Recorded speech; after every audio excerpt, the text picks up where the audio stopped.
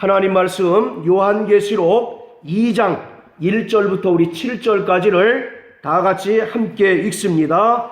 요한계시록 2장 1절부터 7절까지입니다. 다 같이 읽습니다. 시작.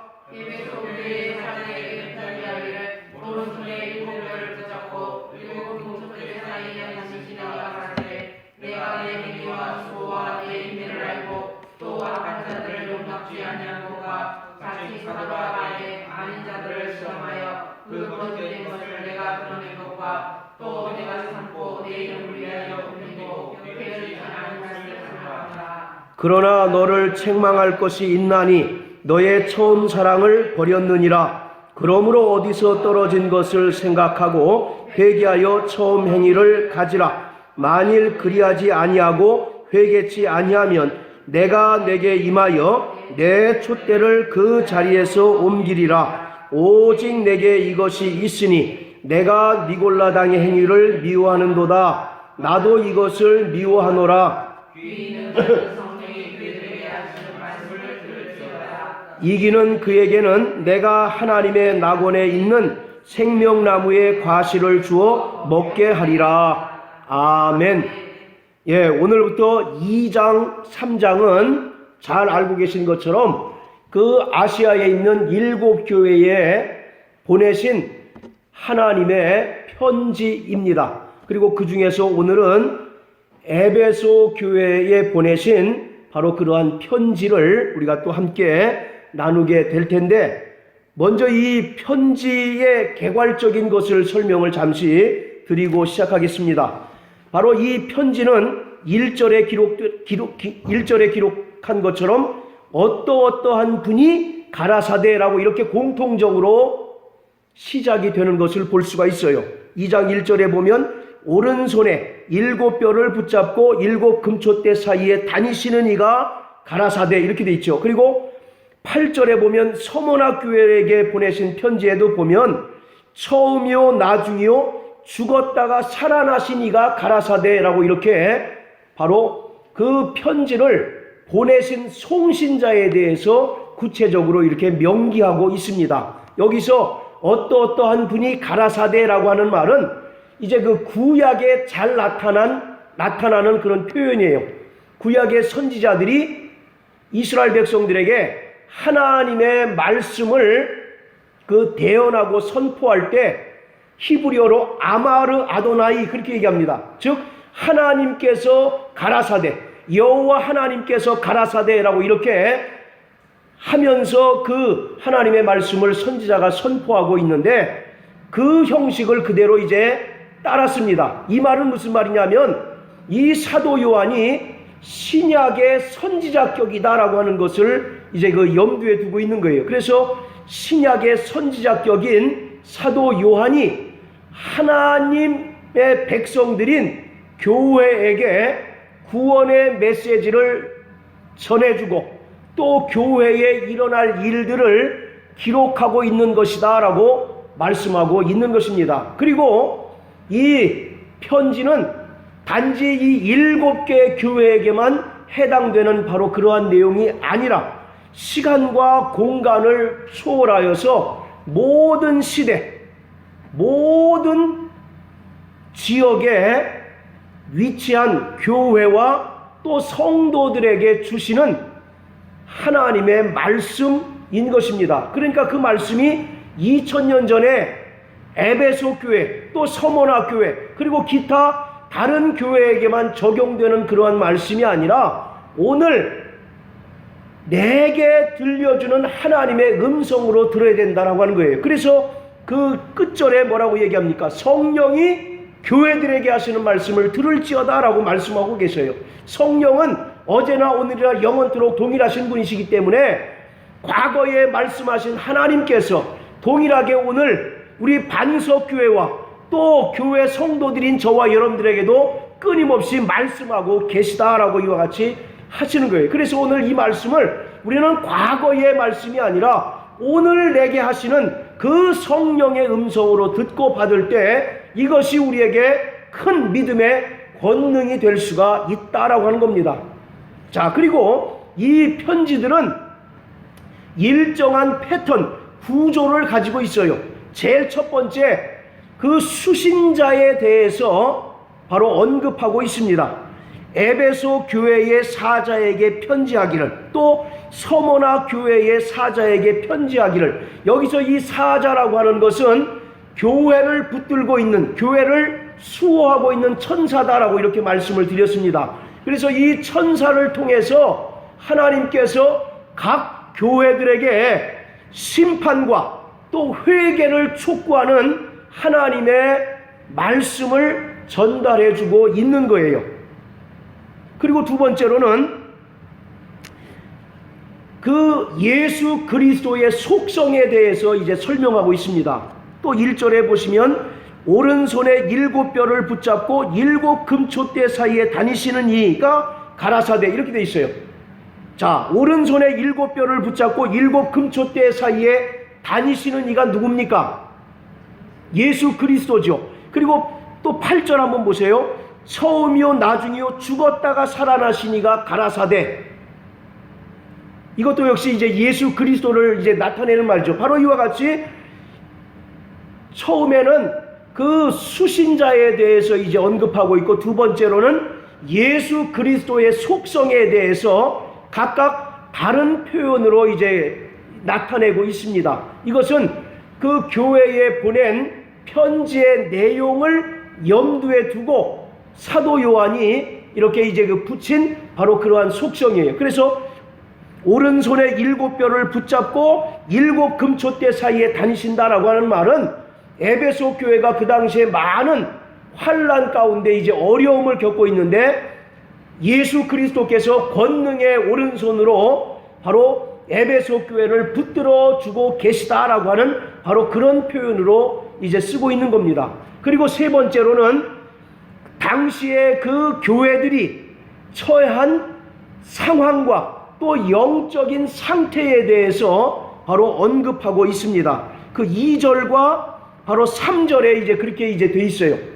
그래서 내가 내 행위와 수고와 내 인내를 알고 악한 자들을 용납지 아니한 것과 라고 이렇게 이야기하면서 지금 현재 에베소 교회가 처한 상황, 그리고 그들의 영적인 상태를 정확하게 지금 예수님께서 꿰뚫어 보고 계시는 거예요. 그리고 그들의 그 영적 상태를 이제 영적 상태에 맞춰서 올바르게 이제 그 신앙으로 지도하고 있는 바로 그런 내용을 언급하고 있는 것입니다. 그리고 이제 네 번째로는 그 교회에 대해서 책망하시고 또 때로는 경고하시기도 하시고 또 때로는 잘한 부분에 대해서는 칭찬하시는 바로 그러한 이제 내용이 나옵니다. 그런데 안타깝게도 라오디게아 교회는 그 칭찬하시는 내용이 전혀 나오질 않아요. 그래서 이 라오디게아 교회는 전부 예수님의 책망만 있는 바로 그런 교회가 유일하게 라오디게아 교회인 것입니다. 그리고 마지막 그 편지 말미에 7절에 이제 언급한 것처럼 성령이 교회들에게 하시는 말씀을 들을지어다라고 말씀하고 계십니다. 자, 저를 따라하세요. 말씀하시는 하나님. 네, 하나님은 끊임없이 우리에게 말씀하시는 하나님이십니다. 히브리서 1장 1절 2절에 보면 옛적에 선지자로 말씀하신 하나님께서 마지막 때에 그 아들로 말미암아 우리에게 말씀하셨다라고 기록하고 있어요. 이처럼 하나님께서는 구약에는 많은 선지자들을 통해서 말씀하십니다. 그리고 신약 시대에 와서는 그 아들을 통하여 이제 말씀하시고 또 예수께서 죽은 자 가운데서 부활하셔서 승천하신 후에는 우리에게 보내신 성령을 통해서 우리에게 끊임없이 말씀하고 계셔요. 그래서 오늘 우리는 신앙생활의 그 성공과 실패는 다름 아닌 우리가 성령의 음성을 듣느냐 여부에 달렸다라고 해도 결코 과언이 아닙니다. 그래서 바로 여러분들 그 보시면 아시겠지만 그 각각의 교회에 보내는 편지의 맨 마지막에는 역시 동일하게 성령이 교회들에게 하시는 말씀을 들을지어다라고 이렇게 말씀하고 계셔요. 왜 그렇습니까? 바로 우리가 성령과 단절되고 또 성령의 음성을 듣지 못하면 우리가 하나님의 뜻을 깨닫지 못하고 하나님의 말씀이 우리 가운데서 조명되지 못하기 때문에 하나님의 뜻대로 하나님의 말씀대로 살기는 불가능에 가까울 수밖에 없다라고 하는 거예요. 그래서 우리 신앙생활의 성공은 우리가 성령의 음성을 듣느냐 여부에 달려 있는 겁니다. 자, 따라서요. 나 영혼아, 성령의 음성을 듣자. 할렐루야. 그리고 이제 맨 마지막에 이기는 자에 대해서 그 상급을 약속하고 계십니다. 그래서 7절에 보면 이기는 자에게는 내가 하나님의 낙원에 있는 생명나무의 과실을 주어 먹게 할 것이다. 즉 영원한 생명을, 영생을 줄 것이다 라고 이렇게 설명하고 있습니다. 이와 같이 이렇게 그 각 교회에 보내는 편지들은 동일한 패턴, 동일한 그 구조를 가지고 있어요. 그래서 처음에는 바로 수신자에 대해서 언급하고, 두 번째는 예수님의 그 속성에 대해서, 그리고 세 번째로는 그 교회에 처해 있는 상황과 영적인 상태를 정확하게 바로 지적하시고 그 대안을 바로 제시하고 계십니다. 그리고 네 번째로는 그 교회에 대한 책망, 경고, 그리고 또 때로는 칭찬을 하고 계시고요. 그리고 다섯 번째로는 성령이 교회들에게 하시는 말씀을 들을지어다. 그리고 최종적으로는 바로 이기는 자에게 약속하신 상급에 대해서 언급하고 있습니다. 자, 오늘 이 2장의 말씀은 에베소 교회에 보내신 편지인데, 에베소 지역은 여러분들 그 사도행전 19장에 보면 자세하게 나와 있습니다. 사도 바울이 에베소 지역을 갔어요. 그랬더니 그 사람들이 요한의 침례는 받았으나 성령은 받지 못한 채로 있는 사람들을 발견했어요. 그래서 사도 바울이 뭐라고 얘기합니까?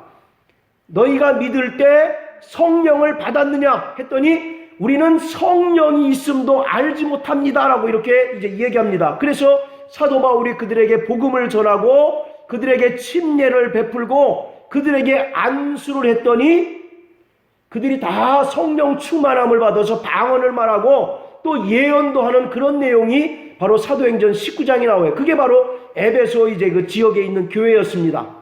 그리고 또 그 에베소 교회에서 사도 바울이 굉장히 큰 권능들을 행해요.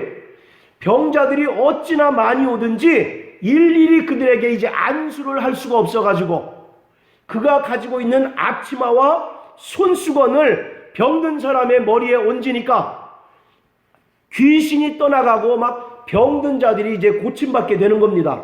이처럼 에베소 지역에서 정말 그 사도 바울이 큰 권능들을 행하니까 믿는 사람들이 많이 늘어났어요. 그러니까 상대적으로 그 에베소 지역은 아데미라고 하는 그 여자 신을 섬기는 바로 그러한 지역입니다. 그리고 그 아데미 여신을 은으로 만들어 가지고 이제 이렇게 파는 그런 이제 그 업종이 굉장히 그 발달한 지역이 바로 에베소 지역이에요. 이 소아시아, 지금의 그 터키 지역에서 에베소라고 하는 것은 굉장히 큰 이제 상업 지역입니다. 그리고 교통의 중심지였어요. 근데 그 에베소 지역에서 섬기는 신의 이름이 바로 아데미라고 하는 여신입니다. 이 아데미라고 하는 여신은 풍요와 다산을 준다라고 해서 에베소 지역의 사람들이 이제 그 섬기는 신인데, 바로 이 에베소 지역은 이 아데미 여신을 은으로 만들어 가지고 파는 그런 이제 업이 굉장히 성행을 했어요. 그런데 사도 바울이 와서 복음을 전하면서 저 모든 것들은 다 우상이고 오직 유일하신 하나님을 믿어야 된다라고 했더니 이 은으로 그 아데미 여신을 만드는 사람들이 사도 바울과 그 일행을 고소해서 그들이 이제 그 붙잡혀가는 바로 그런 장면이 나옵니다. 그리고 또 말씀드리겠지만 이 에베소 교회에 사도 바울은 많은 애정을 가지고 있습니다. 그래서 다른 지역과는 달리 이 에베소 지역에 무려 3년씩이나 이렇게 이제 그 머물러요. 그리고 또 두란노라고 하는 그 서원을 빌려가지고 그곳에서 무려 2년 동안 철저히 말씀으로 양육을 합니다. 그래서 이 에베소 지역은 굉장히 모범적인 그러한 교회의 표본이에요. 자칭 타칭 굉장히 모범적인 바로 그러한 교회가 이 에베소 교회입니다. 그리고 또 이 에베소 교회는 뭐로 유명하느냐 하면 사도 요한, 이 요한계시록을 쓴 사도 요한이 반모섬에 그 유배되기 전까지 이곳에서 목회를 했어요. 그리고 예수님의 모친이 누굽니까? 마리아죠. 예수님의 모친인 마리아를 사도 요한이 이 에베소 지역에서 이제 모시고 살았어요. 그래서 이 마리아는 에베소 지역에서 최종적으로 이제 그 죽음을 맞이하게 됩니다. 그리고 이 에베소 지역을 제일 먼저 교회 이제 그 편지를 보낸 까닭은 말씀드린 것처럼 에베소 지역이 그 당시에 가장 큰 도시 중에 하나였고 또 이방 세계로 복음을 전하는 데 있어서 중요한 교두보 역할을 하는 그러한 지역이 바로 에베소 지역입니다. 그러니까 저 유럽으로 복음을 전하기 위해서 반드시 거쳐가야만 하는 그런 굉장한 중요한 말하자면 거점 도시가 이 에베소 지역이에요. 그래서 이 사도 바울은 에베소 지역에 많은 공을 들였고 또 그리고 편지도 이 에베소 지역에 가장 먼저 보내게 된 것이에요. 그리고 여러분들 그 에베소 지역은 또 특이한 게 뭐냐면 여러분들 그 성경에서 들어본 그 목사들 이름 사도 바울 그리고 디모데 그리고 또 누구 하십니까? 아볼로, 브리스길라, 사도 요한 이 사람들의 공통점이 뭐겠어요? 이 에베소 지역에서 다 목회를 했던 사람들입니다. 쟁쟁한 사람들이죠. 이름만 들면 굉장히 대단한 사람들 아니겠습니까? 그래서 사도 요한뿐만 아니라 사도 바울이 제일 먼저 이제 그 개척을 합니다. 교회를 개척하고 그 다음에 이제 그 디모데가 이제 뒤를 이어서 목회를 하고 아볼로, 브리스길라 그리고 이제 사도 요한에 이르기까지 쟁쟁한 인물들이 이곳에서 이제 말씀으로 철저하게 양육하고 또 말씀으로 이제 그 가르쳤던 곳이 바로 이 에베소 지역이에요. 뿐만 아니라 아까도 말씀드렸던 것처럼 사도 바울은 이 에베소 지역에 굉장한 이제 그 공을 들입니다. 본래 이 에베소 교회는 사도 바울이 제2차 전도 여행 때 바로 이제 세운 교회가 이 에베소 교회거든요. 그리고 2차 전도 여행 때 이제 그 세웠고 그리고 제3차 전도 여행 때 다시 에베소 지역을 방문해서 거기서 무려 3년 동안 이제 머뭅니다. 그리고 3년 동안 머물면서 2년에 걸쳐서 철저하게 말씀으로 가르쳐요. 자, 우리 한번 여기 표시해 놓으시고요. 사도행전 19장을 한번 다 같이 보십시오.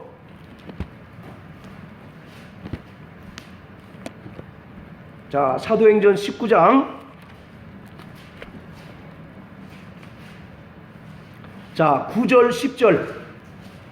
우리 대성형제 한번 읽어주세요. 사도행전 19장 9절, 10절. 자, 시작.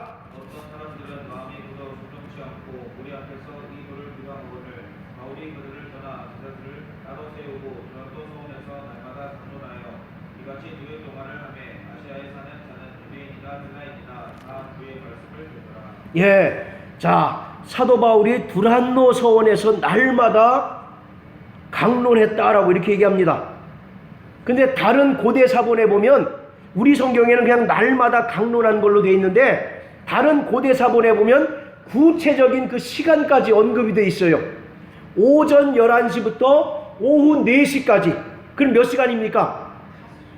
매일 5시간을 이곳에서 철저하게 말씀으로 양육을 했어요. 여러분들 생각해 보세요. 말이 5시간이지 하루에 5시간 예배 드리고 성경 읽고 또 성경 공부한다고 생각해 보세요. 우리는 1시간도 지금 지루해가지고 1시간 지나면 이제 몸이 이제 막 베베 꼬이지요. 그런데 이 사람들은 무려 5시간 동안이나 바로 이제 성경 공부를 했어요. 그것도 몇 년 동안 2년에 걸쳐서 성경 공부를 했어요. 자, 다시 계시록 2장으로 돌아가서요. 그 얘기는 무슨 얘기냐? 기본적으로 이 에베소 교회는 뭐 사도 바울뿐만 아니라 그 뒤에 쟁쟁한 목회자들로부터 철저하게 말씀으로 양육받았던 교회가 바로 이 에베소 교회였다라고 하는 것을 말씀하고 있는 거예요. 그래서 이 사람들은 철저하게 말씀으로 양육받음으로 인해서 주님으로부터 칭찬거리가 다른 교회에 비해서 굉장히 많습니다.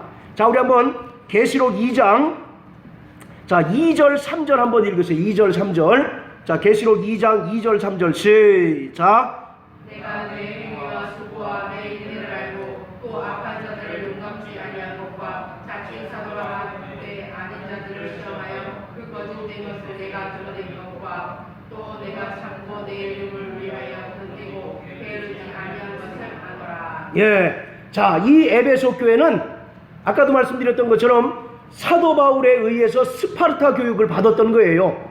하루에 5시간씩 거의 2년에 걸쳐서 철저하게 신앙교육을 받습니다. 그러니까 주님으로부터, 예수님으로부터 칭찬받을 거리가 많겠어요, 적겠어요? 예, 너무 많은 거예요. 그래서 바로 금방 읽으신 것처럼 내 행위와 수고와 내 인내를 알고 또 너희가 악한 자들을 용납지 아니하고 자칭 사도라 하되 아닌 자들을 시험하여 그 거짓된 것을 내가 드러낸 것과 참고 내 이름을 위하여 견디고 게으르지 않은 것을 알았다라고 이렇게 얘기합니다. 그러니까 바로 이들의 행위와 수고와 인내는 철저하게 말씀을 근거로 하는 겁니다. 그래서 말씀으로 철저하게 양육받은 자들이기 때문에 그 행위도 주님으로부터 칭찬받을 만한 그런 행위가 나타난 것이고, 그리고 또 그 수고도 정말 그들이 헌신하고 봉사하는 그 수고가 주님으로부터 칭찬받을 만큼 큰 수고가 그들에게 있었고, 또 그들이 저 영원한 하나님의 나라를 향하여 끝까지 인내하는 모습도 그들에게 이제 보여졌다라고 하는 것을 이야기하고 있습니다. 자, 보세요. 거기 행위와 수고와 인내, 여러분들 그 행위라고 하는 말은 다른 말로 하면 믿음이라고 하는 말로 대체할 수 있습니다. 여러분들 우리가 믿음이 있다 없다는 것을 어떻게 할 수가 있습니까? 그렇죠. 행함으로 할 수 있죠. 그래서 여기서 내 행위라고 하는 말은 너의 믿음, 그런 뜻입니다.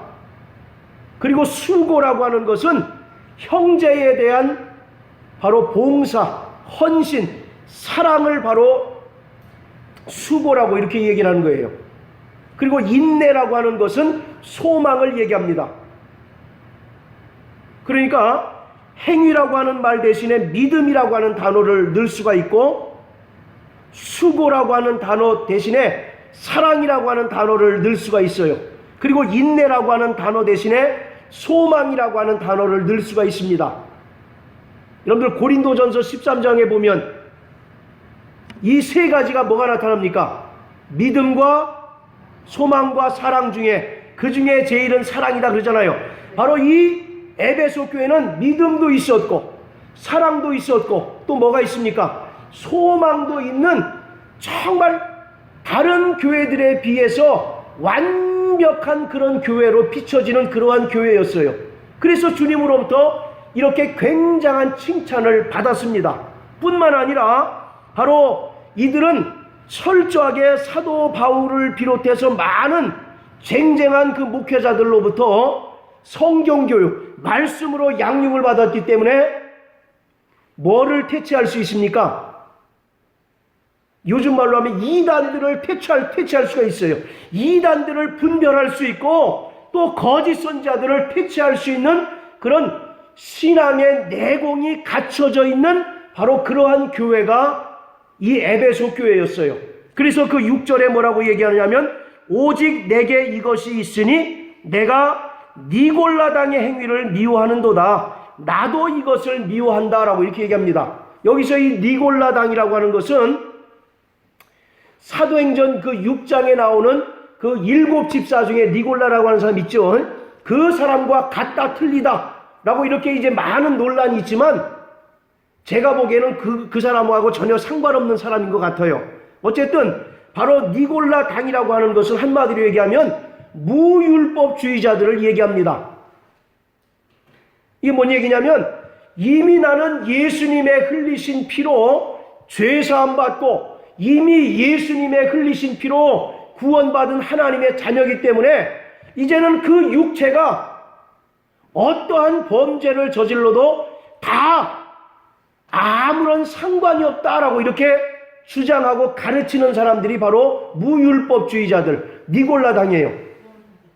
그렇죠. 일명 바로 요즘으로 따지면 구원파에 해당되는 바로 그런 사람입니다. 물론 우리가 영혼은 예수의 피로 말미암아 구원받은 하나님의 자녀가 되었죠. 그러나 육체로 범한 죄에 대해서는 회개해야 됩니까? 안 됩니까?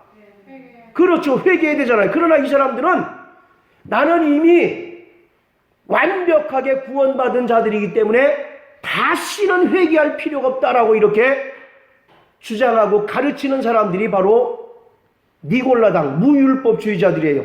그래 이런 사람들이 와서 교회에서 거짓된 가르침을 이제 얘기하니까 많은 사람들이 거기에 속아 넘어가는 겁니다. 그러나 에베소 교회는 뭐에 바로 섰기 때문에?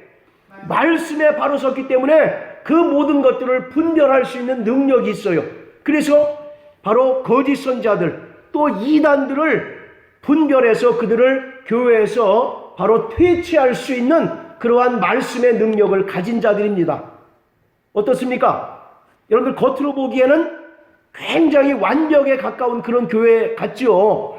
말씀의 기초가 단단히 세워져서 이단들을 분별할 수도 있고 또 바로 믿음과 또 형제 간의 그 사랑과 또 영원한 하늘에 대한 인내도 이미 주님께로부터 바로 칭찬 들을 만큼 정말 훌륭한 그러한 믿음을 가졌던 교회가 바로 이 에베소 교회였어요. 그래서 겉으로 보기에는 무엇 하나 흠잡을 것이 없고 무엇 하나 약점을 꼬집어낼 수 없는 정말로 완벽한 교회의 완벽에 가까운 그런 교회가 바로 에베소 교회인 것입니다. 그래서 제 생각에서는 그래서 바로 이 에베소 교회를 제일 먼저 이제 그 앞선 순서에 이제 올려놓지 않았을까라고 이렇게 생각하는 겁니다. 자, 이와 같이 바로 이 에베소 교회는 말씀에 정말 굳건히 세워져 있는 바로 그러한 교회였어요. 그런데 4절 5절에 가면 주님으로부터 책망을 듣지 않습니까? 자, 우리 4절 5절 한번 읽으세요. 자, 시작.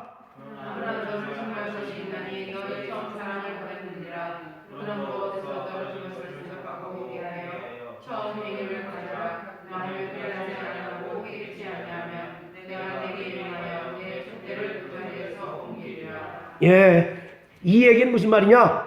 외형적으로는 완벽에 가까운 교회이지만 속을 들여다보면 기독교의 본질을 상실한 교회다라고 하는 겁니다. 여러분들 기독교의 본질이 뭐예요? 우리가 구원받은 것은 무엇으로 구원받았습니까? 예수의 보혈, 은혜로 구원받았잖아요. 에베소서 2장 5절의 말씀에 너희는 예수의 은혜를 믿음으로 말미암아 구원받았으니 이 은혜는 하나님의 선물이다라고 말씀하고 있지 않습니까? 바로 이와 같이 이 초기의 에베소 교회는 정말로 외형적으로도 그렇고 또 실제 내부적으로도 정말 완벽에 가까운 그러한 교회 같았지만 그 교회가 점점 세월이 이제 흘러감에 따라서 외형적으로는 완벽한 교회처럼 보여지지만 속을 들여다보니까 기독교의 본질을 상실한 그런 교회가 되어버리고 말았다라고 하는 겁니다. 그래서 풍성한 행위가 있었고 또 바른 기독교 교리를 가지고 있다 할지라도 주님으로부터 책망을 들을 수밖에 없는 바로 그런 교회로 전락해버리고 말았다는 겁니다. 자, 여기서 중요한 것은 처음 사랑과 처음 행위가 무엇이냐라고 하는 겁니다. 우리 정인남 성도님, 처음 사랑이 뭐겠어요? 그 풋풋한 첫사랑? 구원받은 즐거움. 자, 또 다른 분, 우리 김설자 집사님, 처음 사랑이 뭐겠어요? 처음 사랑을 버렸다라고 얘기하고 있는데 예. 자, 우리 한번 에베소서를 한번 다 같이 보십시오. 에베소서. 자, 좀 긴데요. 에베소서 1장. 자, 우리 3절부터 15절까지 우리 김영미 씨님 좀 빨리 한번 읽어주세요. 에베소서 3장 1장 3절부터 15절까지입니다. 시작. 찬송하리로다. 하나님 곧 우리 주 예수 그리스도의 아버지께서 그리스도 안에서 하늘에 속한 모든 신령함으로 우리에게 복주시되 또 창세전에 그리스도 안에서 우리를 택하사 우리의 신앙 안에서 그 앞에 거룩하고 흥미롭게 하시려고 그 기쁘신 뜻대로 우리를 예정하사 예수 그리스도로 말미암아 자기의 아들들이 되게 하셨으니 이는 그의 사랑하시는 자 안에서 우리에게 거둬주시는가 그의 은혜의 영광을 찬미하게 하려는 것이라. 우리가 그리스도 안에서 그의 은혜의 풍성함을 따라 그의 피로 말미암아 구속과 제사함을 받았으니 이는 그가 모든 지혜와 정령을 우리에게 넘치게 하사 그 뜻의 비밀을 우리에게 알리셨으니 곧 그 기쁘신 뜻을 따라 그리스도 안에서 때가 찬 긍휼을 위하여 예정하신 것이니 하늘에 있는 것이나 땅에 있는 것이 다 그리스도 안에서 공유되게 하려 하심이라. 모든 일을 그 마음에 원하는 대로 역사하시는 자의 뜻을 따라 우리가 예정을 입고 그 안에서 기업이 되었으니 이는 그리스도 안에서 전부터 바라보는 우리로 그의 영광의 장성이 되게 하려 하심이라. 그 안에서 너희도 진리의 말씀 곧 너희의 구원의 복음을 듣고 그 안에서 또한 약속의 성령으로 인치심을 받았으니 이는 우리의 기업의 보증이 되사 그 얻으신 것을 구속하시고 그의 영광을 찬미하게 하려 하심이라. 이를 인하여 주 예수 안에서 너희의 믿음과 모든 성도를 향한 사랑을 나도 듣고. 예, 됐습니다. 우리 15절만 다시 한번 읽으세요. 시작.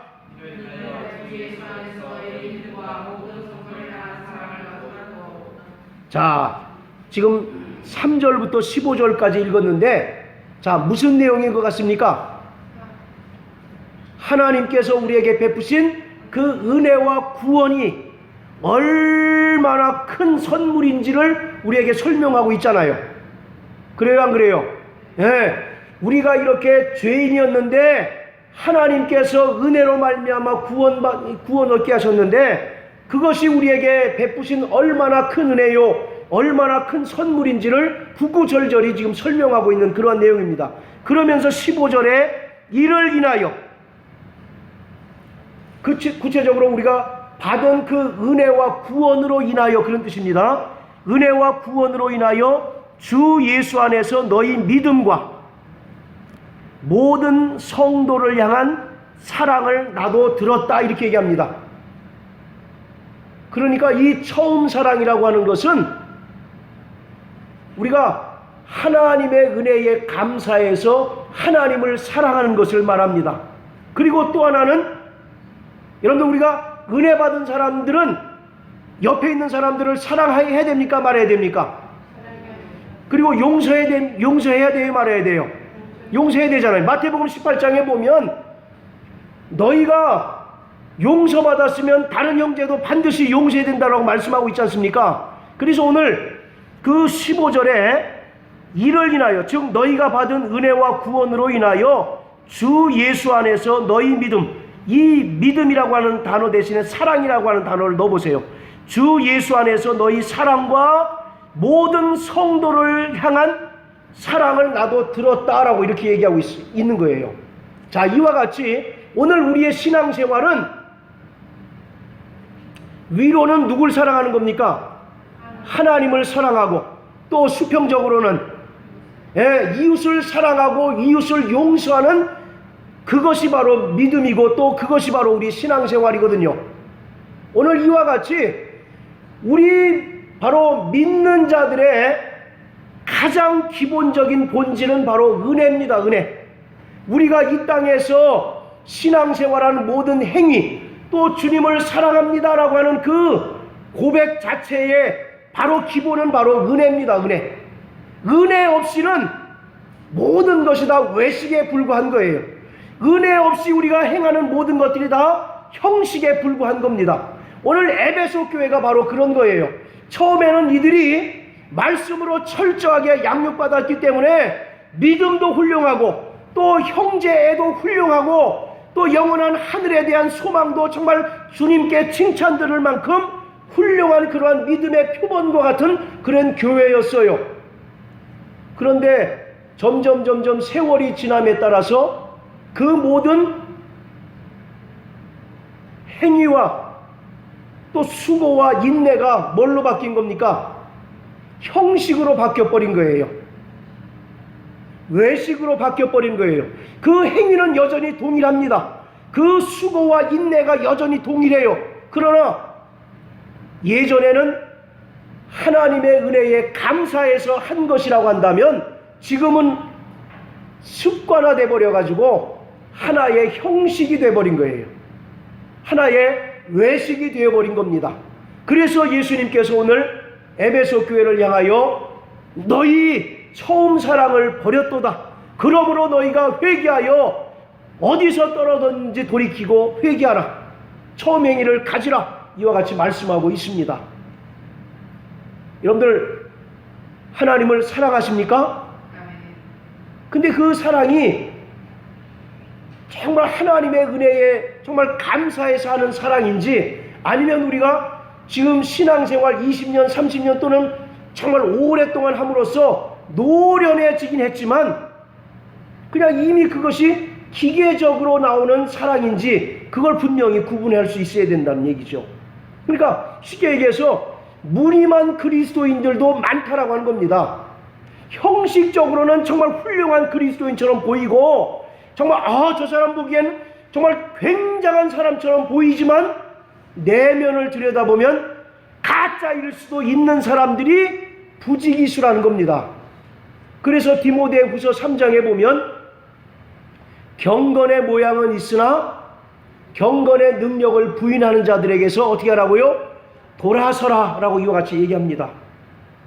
여러분들의 믿음을 한번 점검해 보세요.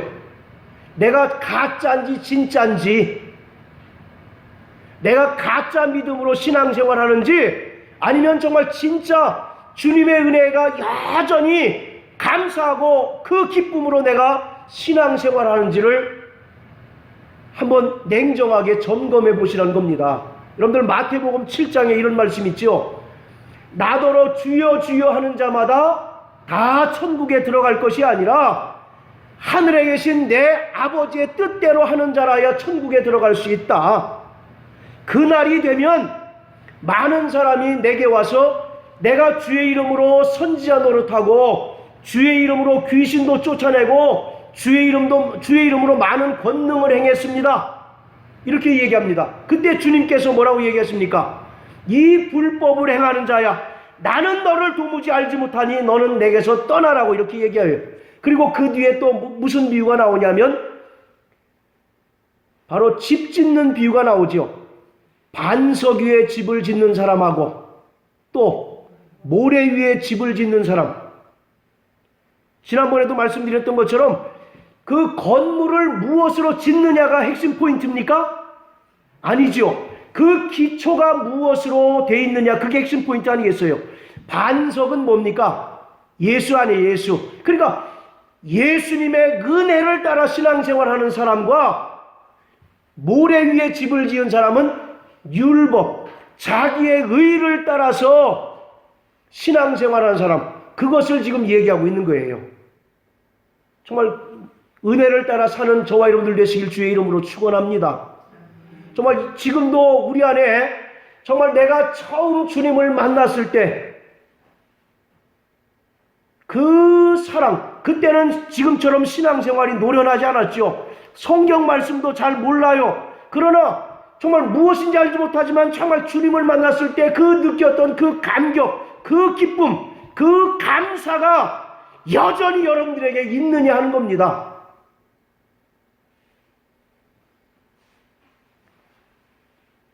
여러분들 그 동물원에 있는 그 동물들 무섭지 않습니까?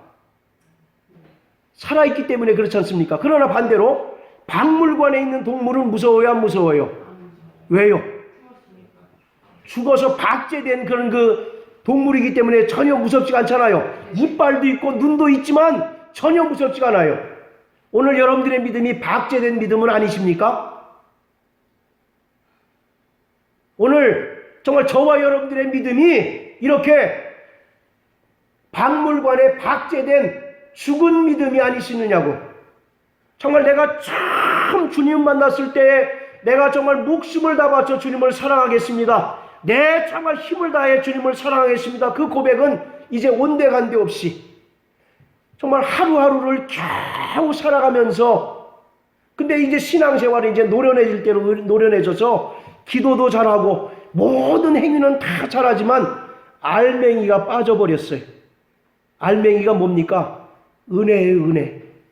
사랑하는 성도 여러분, 은혜만 붙드시길 주의 이름으로 축복합니다. 아멘. 우리가 구원받는 것도 은혜로 구원받는 것이고, 영원한 하나님 나라 가는 것도 은혜로 그 하나님 나라 가는 거예요. 내가 정말 내 행위를 따라서 내 행위 때문에 구원받거나 내 행위 때문에 하나님 나라 가는 사람 있습니까? 없습니까? 그런 사람은 전혀 없어요. 정말 내가 받은 그 은혜가 너무 감사해서 주님께 내 몸 바쳐 충성하고, 또 그 받은 바 은혜가 정말 너무 감사해서 내가 수고와 인내를 다하는 자, 그러한 자들이 가는 곳이 바로 영원한 하나님의 나라인 것입니다. 오늘 이 시점에서 정말 우리는 자신의 믿음을 냉정하게 한번 돌이켜 보시기를 바랍니다. 오늘 내가 이 에베소 교회와 같은 신앙생활 하지는 않는지, 주여 내가 주의 이름으로 목사 노릇도 했습니다. 병든 자도 고쳤습니다. 귀신도 내어 쫓았습니다. 많은 권능도 행했어요. 그러나 그 모든 것들이 주님을 위해서가 아니라, 또 그리고 은혜에 감사해서 한 것이 아니라 자기의 의를 드러내고 자기의 영광을 구한 것이라고 한다면, 이 사람은 불법을 행하는 자로서 주님과 상관없는 자가 될 수밖에 없다라고 하는 겁니다. 자, 따라하세요. 나 영혼아, 은혜로 살자. 나 영혼아, 은혜만을 붙들자. 우리가 정말 주님 앞에 무엇을 내세울 게 있습니까? 아, 내가 몇 명 전도했다고요?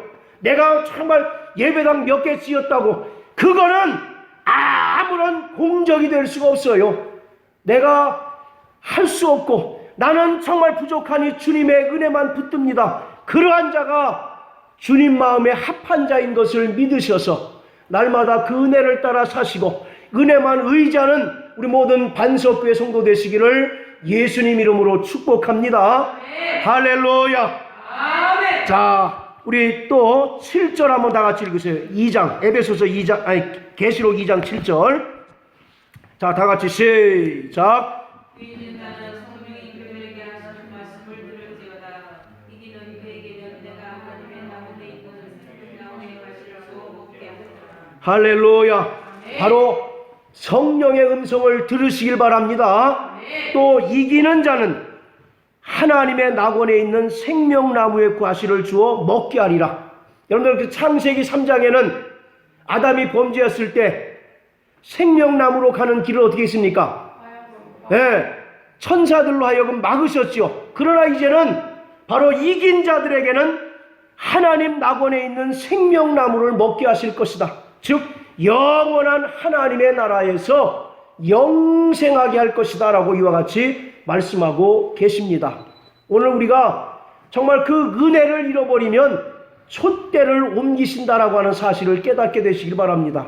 촛대를 옮긴다는 얘기가 무슨 말이겠습니까? 교회로 인정하지 않으시겠다는 거예요. 다른 말로 하면 주님과 상관없는 자가 될 수 있다는 겁니다. 생각해 보세요. 이 촛불의 역할은 뭐예요? 촛불의 역할은 불을 밝히는 거 아니에요. 이 촛대의 역할도 바로 불을 밝히는 건데, 그걸 옮겨버린다는 얘기는 그 촛대의 정체성을 무시해버리겠다는 얘기입니다. 다른 말로 하면 교회로 인정하지 않으시고 주님과 상관없는 자로 간주하시겠다라고 이렇게 말씀하고 있는 것입니다.